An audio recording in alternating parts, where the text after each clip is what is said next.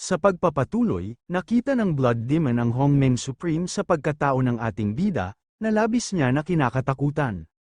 At sa isip-isip niya nung araw na binuhay siya ulit ni si Yuan at Handon ay sinabi ng mga ito na buhay pa din ang Hongmeng Supreme, kaya inutusan siya ng mga ito na bumaba sa lower realm at patayin ang reincarnation nito. Pero ang akala niya ay pangbitag lang ito para maakit at mapalabas ang mga alagad nito. Pero hindi niya inaasahan na ang Hongmeng Supreme na ito ay talagang nakabalik na at hindi pa talaga tuluyang namamatay. Samantala, tumayo naman na ang hangal na ito, at pagkatayo nito ay minura niya ang Blood Demon, at pagalit na sinabi dito na ito na ba ang pinagmamalaki nito na sinasabing invincible formation na gugulatin ang kalangitan. At pasigaw pa na dagdag niya na kung bakit hindi nito nagawang wasakin man lang ang atake ni Tanyon. Tinawag niya pa ito na bastard at sinasabi na tulungan siya nito sa pagpatay sa ating bida dahil kung hindi ay magiging katapusan na din ito kung mamamatay siya dito. Pasigaw din naman itong tinawag ng Blood Demon na isang tanga, at sinabi dito na kung gusto nito na mamatay na ay wag na siyang idamay pa. At pagkatapos nun ay sa hindi inaasahan ay bigla na lang ito na lumuhod kay Tanyon na tinatawag niya na ngayong Lord Hongmeng, at sinasabi na hindi na ito kasama sa kanyang pagpunta dito. Dahil kung alam niya lang na nandito ito ay hindi siya maglalakas loob na pumunta pa dito at kalabanin siya. At habang pinagpapawisan na ng matindi dahil sa sobrang takot kay Tanyon, ay tinuro niya si Lurulong at sinasabi na ito ang may ideya sa lahat ng kaganapan na ito, at pinwersa lamang siya nito para sumama sa lugar na ito. Labis naman na nagtaka ang hangal na ito sa pagtawag ng Blood Demon sa ating bida na Hongmeng Supreme, kaya naman pag-alit niyang tinanong dito na kung ano ba ang mga pinagsasabi nito, at kung bakit naging marespeto ito dito, at sinabi na si Tanyon ay isa lamang hamak na disciple na walang kahit anong background. Pasigaw naman itong pinatigil ng Blood Demon habang naglalabas na ng aura sa kanyang dalawang kamay, at sinabi dito na ang lakas naman ng loob nito na maging bastos sa Supreme Master ng Hongmeng. Dagdag niya pa na kahit hindi niya na ngayon maibalik ang kanyang vitality, ay papatayin niya na ito ngayon din mismo. Bahagya namang natatawa ang ating bida sa nakikita niyang ginagawang aksyon ng Blood Demon, at sarkastikong sinabi dito na hindi na nito kailangan pa na magpanggap sa kanyang harapan. At habang naglalabas na ng aura sa kanyang mga kamay, ay seryoso niyang sinabi dito na malinaw naman na siya mismo ang pumatay dito noon, pero ngayon ay buhay na buhay pa din ito, at ang may kakayahan lang na magbalik ng buhay niya ay walang iba kundi sila si Yuan at Handon, at kaya ito pinadala ng mga ito dito sa lower realm ay malinaw na para sa kanya. Labis naman ito na ikinagulat ng hangal na ito, dahil sa pag-aakalang hindi siya mabubuko ni Tanyon. Kaya naman napapamura na lang ito, at sa isip-isip niya na nalaman talaga ng Hongmeng Supreme na ito ang totoong pakay niya dito sa pamamagitan lamang ng isang pagtingin nito sa kanya. Kaya napasabi na lang siya na kailangan na niya na makahanap ng paraan para makatakas sa lugar na ito. Kaya naman agad-agad na ito na lumipad palayo sa ating bida dahil sa takot na muli na naman siyang patayin ito. Habang sinasabi kay Tanyon na wag ito masyadong maging mayabang, dahil si Handon at si Yuan ay hindi siya hahayaan na makatakas, kaya hihintayin niya na lang ang araw ng kamatayan nito. Hindi naman napinansin ng ating bida ang mga sinabi ng Blood Demon, at sa halip ay nakangisi pa ito habang naghahanda na ng kanyang malayuang pag-atake dito. At ilang sandali lang ay pinakawalan niya na ito, at sa sobrang lakas ng atake na ito ay nagmistulan itong aurang apoy ng isang ipuwipo. Na hindi naman na nagawang mailagan ng Blood Demon kaya salung-salo niya ito, na nagsanhi ng pagsuka nito ng makapal na dugo. At kung inaakala niya na ito lang ang kanyang sasapitin sa atake ni Tanyon, ay nagkakamali siya dahil tuluyan pa siya nitong sinunog ng nagliliyab na aura nito, na dahilan ng pagsigaw nito sa sobrang sakit. Kaya napapasabi na lang ito kay Tanyon na sinusumpa niya ito. At ilang sandali lang ay bumagsak na ito sa kalupaan na nagdulot ng makapal na alikabok, at di kalaunan ay tuluyan na ngang namatay. At nang makita ito ng hangal ay napapamura na lang ito, at sa isip-isip niya na ang Blood Demon na ito ay sinunog ni Tanyon hanggang sa mamatay, sa pamamagitan lang ng isa nitong pag-atake, at sinabi nito na alam niya na ang piraso ng basura na ito ay hindi niya mapagkakatiwalaan. Samantala, nilapitan naman na ng ating bida ang hangal, na dahilan ng paghinto nito sa pag-iisip at nakaramdam na lang ng matinding takot, at sinabi ni Tanyon dito na tapos na ang mahaba nitong paghihintay dahil ito na ang isusunod niya dito, na mas lalong ikinatakot ng hangal na ito. Sarkastiko pang dagdag niya na oras na din para ipadala niya ito kay Satanas para tuluyan na ulit nitong makasama ang kanyang buong pamilya. Subalit bigla naman na sumugod ang hangal na ito, habang sinasabi na kahit mamatay siya ngayon dito ay isasama niya ito pababa sa impyerno. Naghanda na din naman ang ating bida ng pag-atake dito, at ginamit niya na ulit sa pangalawang pagkakataon ang kanyang Hongmeng Fist technique. At dahil sa sobrang bilis ni Tanyun ay naunahan niya ito sa pag-atake na tinatawag niyang 118 Day of the Week, na naglalabas ito ng napakaraming kamao. Na hindi naman na din na ilaga ng hangal kaya sunod-sunod ito na tumama dito, na nagdulot ng pagsigaw nito habang sumusuka na ng dugo. Bumagsak na nga ang hangal dala-dala ang natamo niyang matinding pinsala, sa mismong tabi pa ni Xiongwu na hanggang ngayon ay wala pa ding malay. At habang nanghihina na nga ito ay pinipilit pa din niyang magsalita na ayaw niya pang mamatay, bahagya naman na nagising si Xiongwu at tinatanong ang kanyang sarili na kung ano ang ingay na kanyang naririnig. Subalit agad ito na napabangon nang makita niya sa kanyang tabi ang naghihingalo na kanyang brother, at tinanong ito kung ano ang nangyari dito. Nagsaad naman ang ating bida kay Xiongwu na ang pag-iisip ni Lurulong ay napasok na ng Blood Demon, at ang kamay nito ay may bahid na ng dugo ng hindi na mabilang na mga disciple, na kailanman ay hindi na makakabalik sa kanilang katinoan. Sinabi naman ni Xiongwu kay Tanyun na hindi niya ito masisisi, dahil ang kanyang matuwid noon na brother ay naging masamang tao na ngayon, at ang kasalanan nito ay naging sukdulan na. Bigla namang bumangon ang hangal na ito, at pasigaw na sinasabi na hindi siya nagkamali dahil tama ang lahat ng naging desisyon niya. At bigla nitong hinawakan ang kamay ni Xiongwu na ikinagulat nito, at pagkatapos ay inatake ito ni Lurulong at ginamit ang kanyang teknik na tinatawag niyang blood transformation dapa. Nalabis ikinatakot ni Xiongwu dahil unti-unti nang pumapasok sa kanyang katawan ang kaluluwa ng hangal. At ilang sandali lang ay tuluyan na nga itong nakapasok, na dahilan ng paglabas ng blood aura sa katawan ni Xiongwu. At nagdulot ito ng bahagyang sakit sa kanya, kaya napapatanong na lang siya na kung ano ang bagay na pumasok sa kanyang katawan. Napasabi naman ng ating bida na blood transformation dapa. At sa isip-isip niya ay napapatanong siya kung ito ba ang klase ng forbidden technique na pamana ng Blood Demon. Samantala, bahagya namang lumabas ang kaluluwa ng hangal na ito sa katawan ni Xiongwu, at mayabang na sinabi kay Tanyun na hindi siya nito kayang mapatay, dahil nailagay niya na ang dugo niya sa katawan ni Xiongwu kaya ang kanyang kaluluwa ay nakasanib na dito simula ngayon.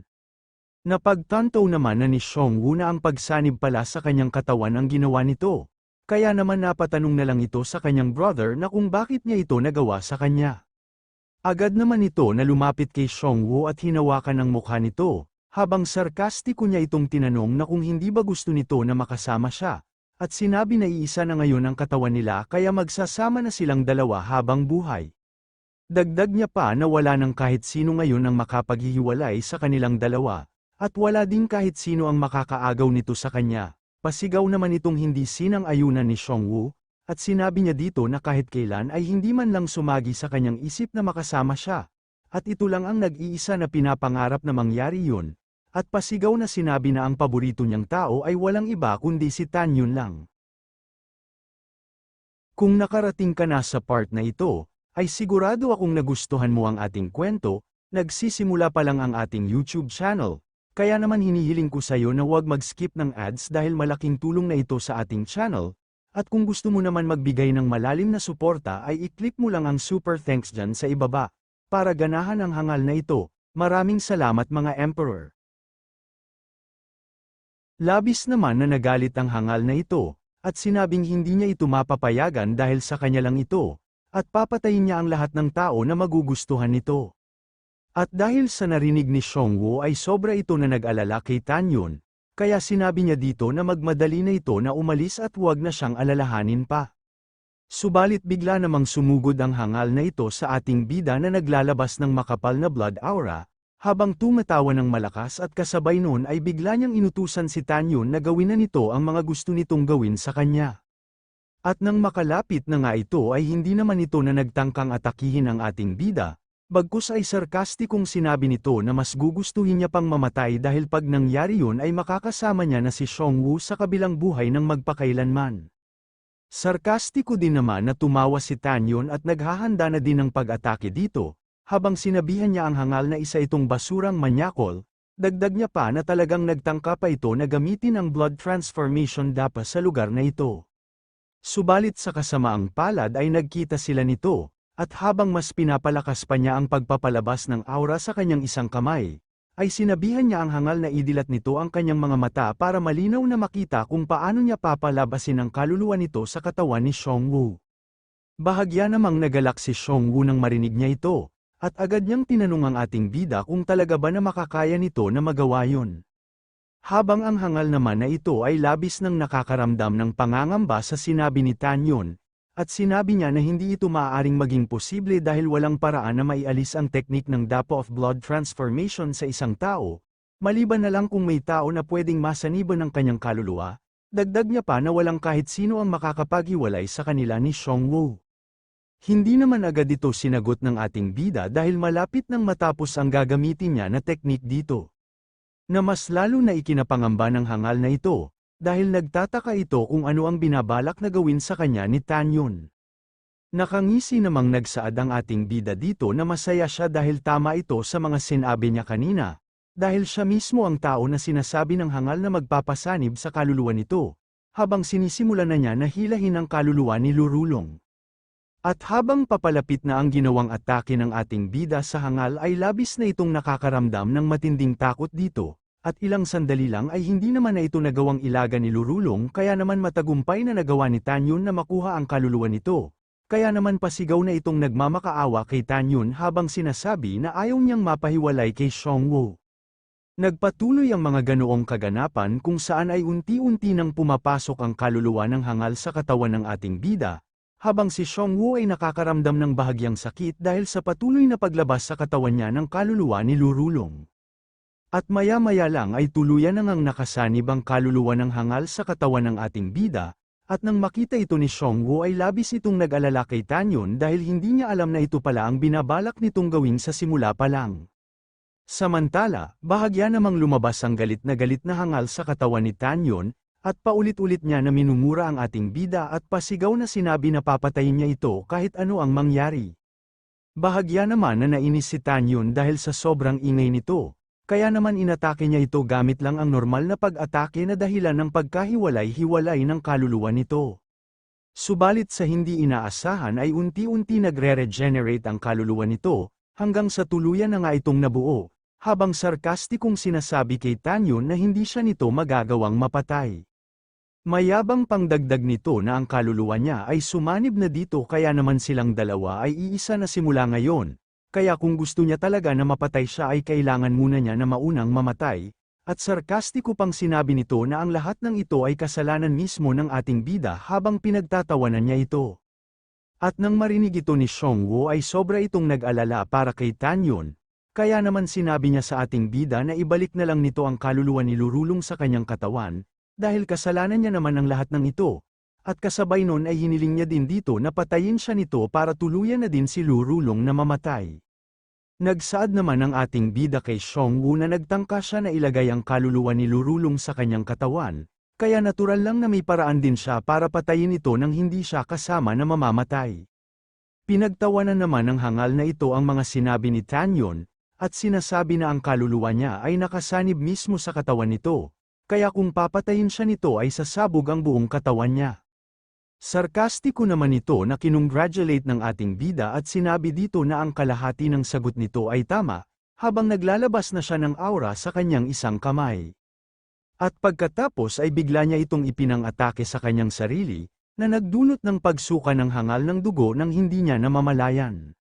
Bahagya din naman na napinsala si Tanyon at makikita na may lumabas sa bibig nito na konting dugo, at nang makita ito ni Xiongwu ay napahagulgol na lang ito sa pag-iyak. Habang pasigaw na sinabihan si Tanyon na itigil nito ang kanyang binabalak na gawin. Labis naman na nagalit ang hangal na ito, at tinanong si Tanyon kung nababaliw na ba ito dahil kung papatayin siya nito ay ito na din ang kanyang magiging katapusan.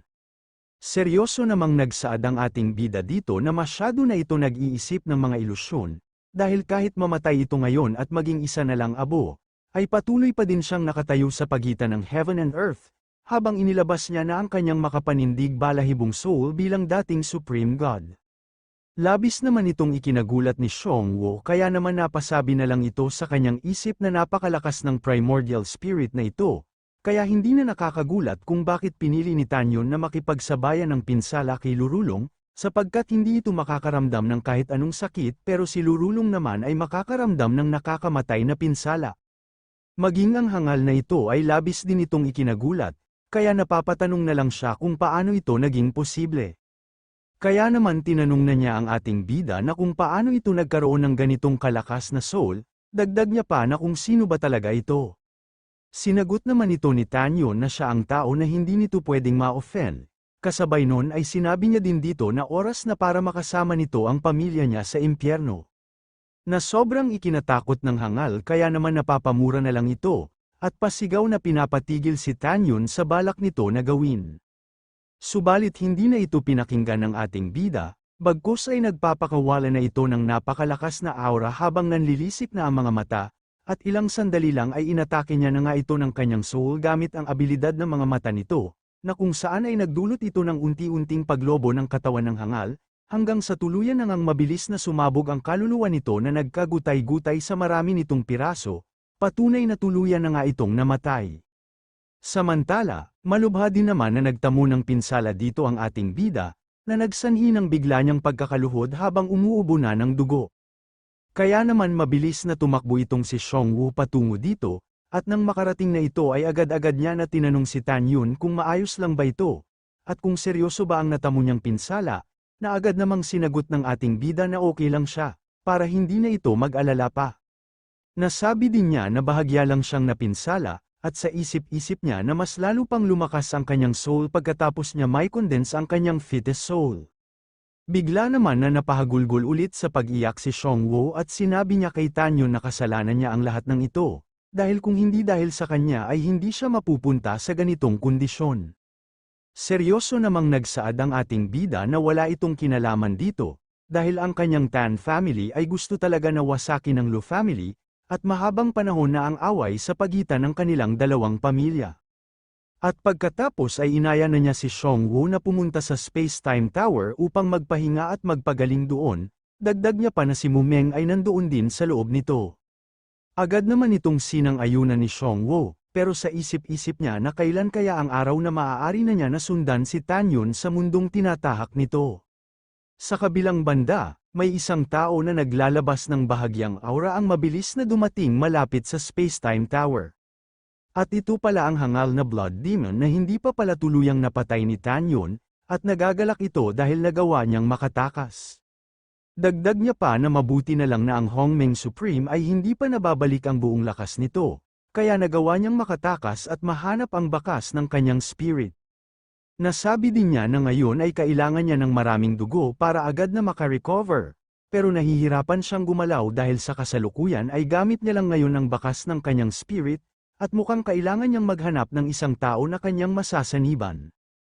Nabigla naman ito nang may napansin siyang isang tao na patungo sa kinaroroonan niya. At ito pala ay si Wang Futong na may bahagyang natamo na pinsala, at minumura nito si Liang Qing dahil sa walang tigil na paghabol sa kanya nito.